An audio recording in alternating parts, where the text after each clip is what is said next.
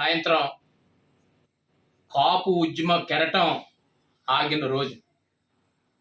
ఆంధ్రప్రదేశ్ రాష్ట్రంలోనే కాక రెండు తెలుగు రాష్ట్రాల్లో కూడా కాపు జాతి కోసం నిరంతరం పోరాటం చేసి కాపు సామాజిక వర్గమే కాకుండా అనేక సామాజిక వర్గాల పోరాటాలకి ఆదర్శమూర్తిగా నిలిచినటువంటి పెద్దలు ముద్రగడ పద్మనాభం గారు కాలం చేయటం జరిగింది. చాలా బాధాకరం. ఆయన పోరాటం ఒక కాపు జాతికే కాకుండా ఆయన పోరాట స్ఫూర్తితోటి అనేక మంది ఉద్యమకారులు రోడ్డెక్కి పోరాటాలు దిగటం జరిగింది. ఆయన్ని స్ఫూర్తిగా తీసుకుని అనేక మంది ఉద్యమాలు చేయటం జరిగింది.